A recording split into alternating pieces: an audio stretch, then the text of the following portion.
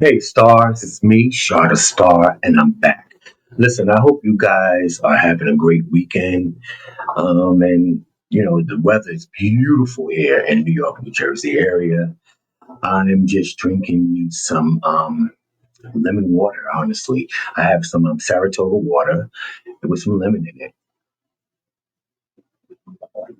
and as normal, I want to continue to thank you guys for um, tuning in to my channel. And please continue to like, comment, share, and subscribe. That's what I need you to do. Now, listen, um, I want to report about the Puffy thing. And, I know that everyone's talking about it, but I want to know.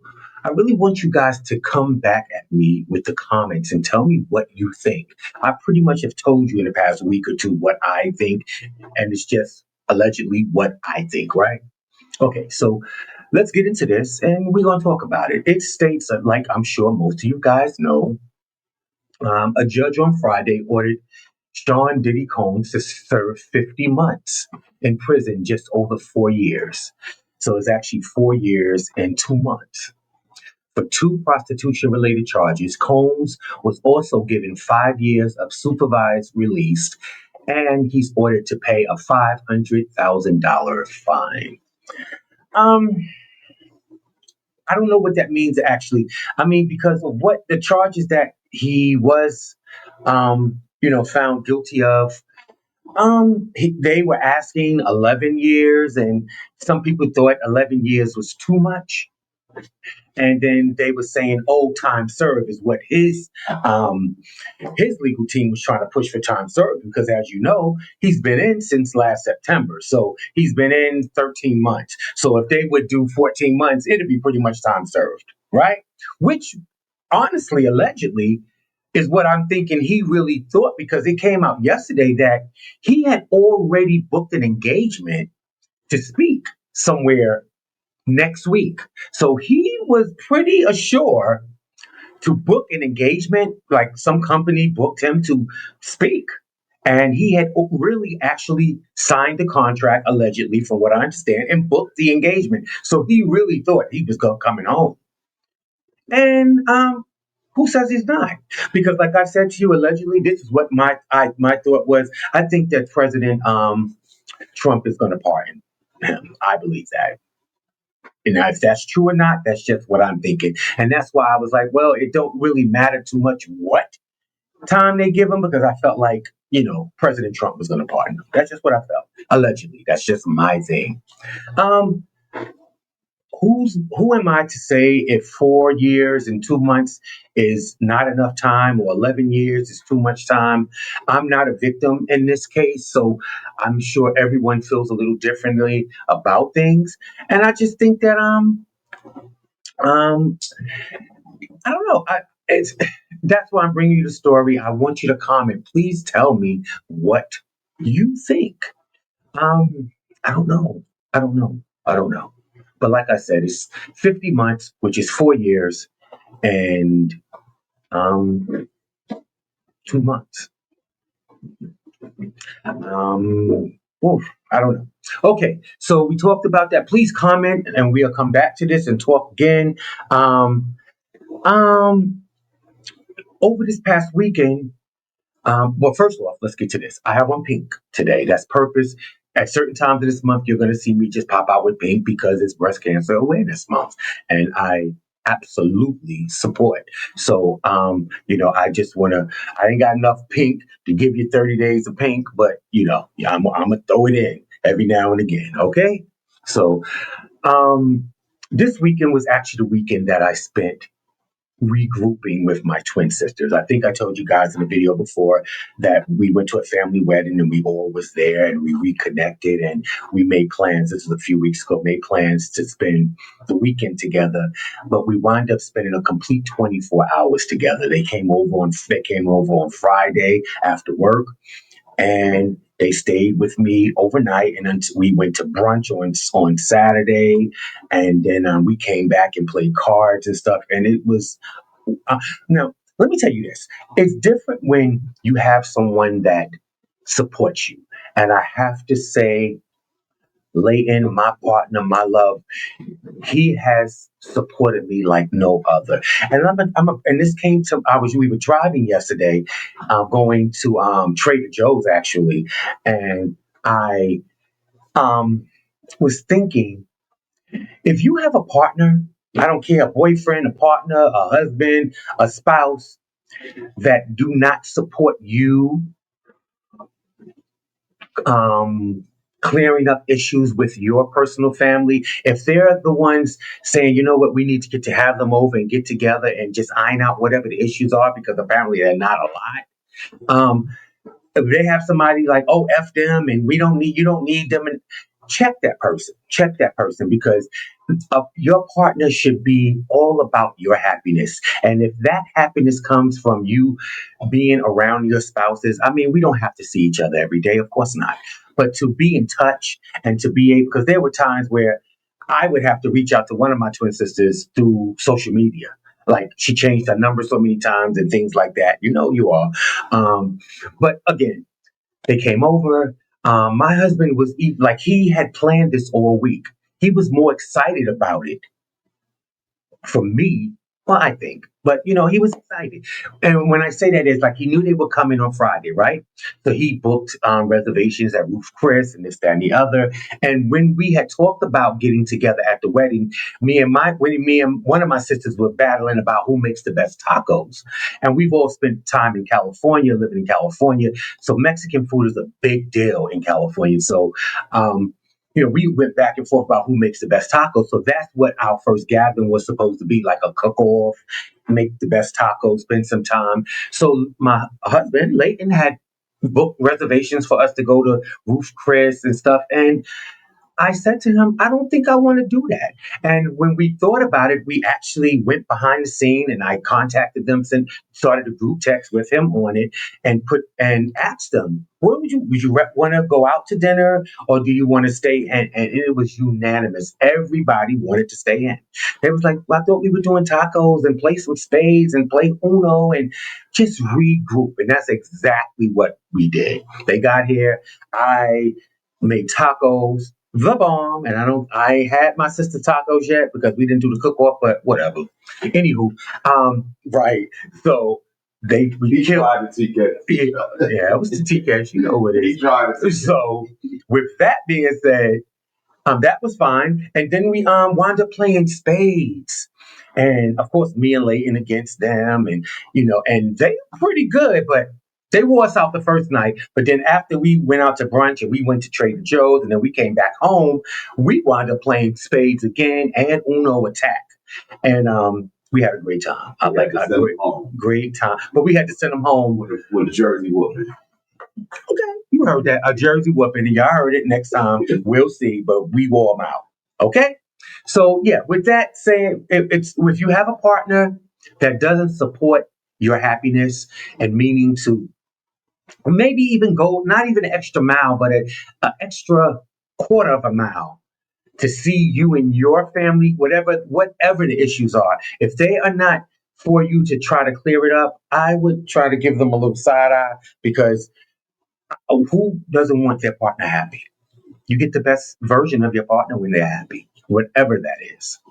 Okay, so now tell me this. Did y'all know? Okay, I got to bring up this. I got to bring this story up because I didn't know it was that serious. Matter of fact, I ain't even got to bring it up. We can talk about it because there's no pictures to bring up in the first place. So let's do this.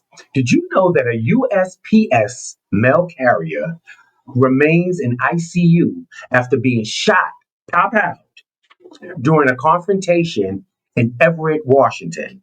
The incident occurred when the mail carrier was shot in the face by another package delivery driver, leading to the arrest of the suspect. The courier was taken to Harborough View Medical Center, where he's currently receiving treatment. Authorities have stated that there is no ongoing threat to the public, and the motive behind the shooting is still under investigation. Well, what I'm gonna say is, who knew that Amazon, FedEx, DHL, and USPS was beefing like this, to the point that they allegedly is stating that this was a USPS driver, and what they did say was They didn't know who the other courier was, but they did say that they saw a FedEx truck a block away. Right.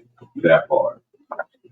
So we're talking about USPS and FedEx allegedly, but they beefing for what? I mean, I don't understand what the fight is over because the customer, us, we decide what courier service we want to use. Right. So at no point is it the driver control over who's using him and who's not. So if I decide to use FedEx today or DHL, it depends on where in the world my packages need to be because everybody specialty isn't every location. And You know what I mean? got the best deal. Right. Hey, boom. And who has the best deal? There you go. So I don't know. I didn't know it was a beef like that, but USPS allegedly in FedEx, a USPS carrier is in ICU for being shot in the face. And I ain't say just shot in the face. The face? For a letter? A package? Baby.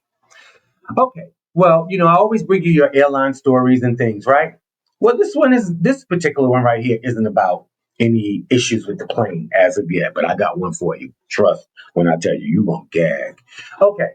American Airlines have been ordered to pay $11 million in damages to a passenger who suffered a stroke during a flight from Miami to Madrid. The lawsuit filed by the wife, Anna Maria Marcellus, claims that the airline failed to follow its medical protocols and allow the flight to proceed despite the passenger's symptoms.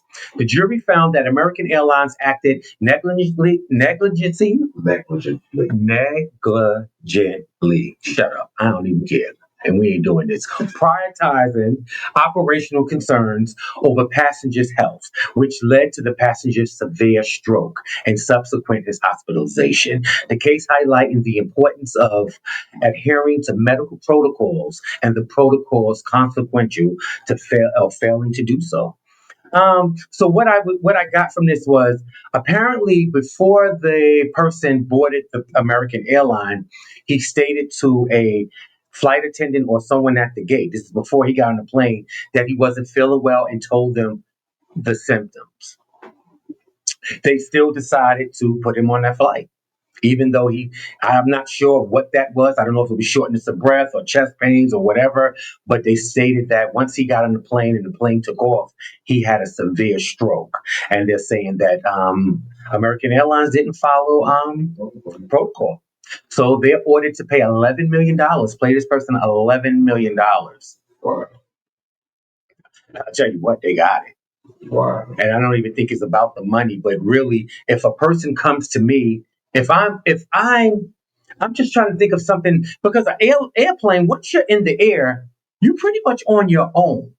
Where at least if you're on other transportation, if you're on Greyhound, if you're on Amtrak, which is surface and ground level, it can always stop by a hospital. Once you're in the air, you're in the air. So I don't know. I think that if I was even working for Greyhound or even um, Amtrak and I had a customer come to me and state that they weren't feeling well, whatever, I would have to make a decision if I think them getting on this form of transportation is a good thing for them at that time. But a plane, it should not even been questioned. It should have not even been a question. I'm just stating. They're so fast to take our money and they're so fast to not want to be um, I don't know, so fast to not want to fall off of their schedule, which they're never on a schedule. The flights are late or whatever, or they overbook the flights. It's always something. But I want to let you know, American Airlines was ordered to pay $11 million. Now, did you hear about since we're talking about planes, this is my last story. I'm going to let you guys go and enjoy your Sunday and get prepared for your new week. But are you aware about the two Delta planes that I don't even if they want to make it seem like because see it depends on who you take the story from, right? Some people are saying, oh, the jets clipped each other on a taxiway at LaGuardia Airport, and this just happened this past Wednesday, right? And it was a night flight. I think it happened at 10 o'clock at night.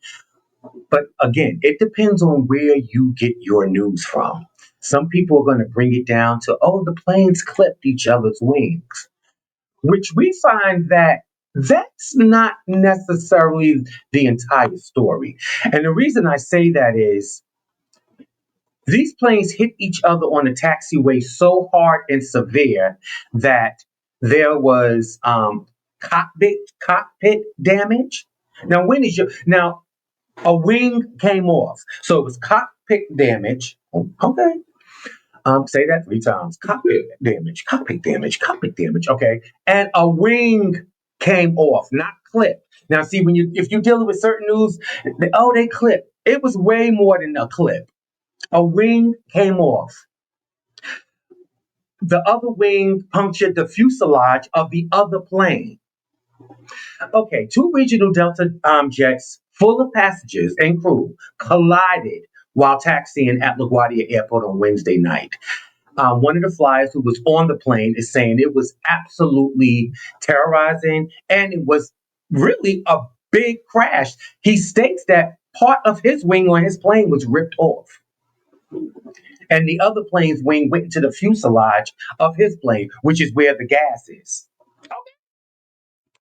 Um, I don't know. They said that one was departing to Roanoke, Virginia, and then the other one was arriving from Charlotte, North Carolina. And these girls collided and came together at 10 o'clock. But what I'm saying is, I don't know if I'm not here to tell you what, but it's always something. You don't, and guess what? I'm being honest with you. As I'm able to research these stories for you guys, I come across these stories every day. It's very seldom I don't come across 2 to 3 stories about an airline, engine failure, a tire blowing, anything and everything, really. Um, It's federal. yeah. Um, right now I got an inner cry. I have an inner cry, and I say that because this household, me and my partner, we have not flown this year at all. We have not flown this year at all. Unusual. And very unusual at this point, please. But we haven't, and it's a reason. It's just a lot. Um, I don't know, guys. Look, I want you guys to be to know that way you can make the best decisions that you can. Um, um, it gets to the point where it's like, what's going to happen? What is going to happen next is the question. And with this administration, it seems like they should have more things going on instead of taking funding from schools and taking funding from this and funding from that. One of the things that they're more so responsible for. Right. Well, I guess that's what happens when you put a businessman in office. Y'all all wanted a businessman in office, and he's about business. That's all he's about. He's not in the people business. He's not in the love business. He's not in the caring business. Y'all He's in the wrong business. Well, Running the country is not the business he should be. And I totally possibly agree with you on that. But again, he's a businessman. Again, he's not. Listen, y'all know what it is. Listen, I love you guys. I want you to be intentional. I want you to be in the know.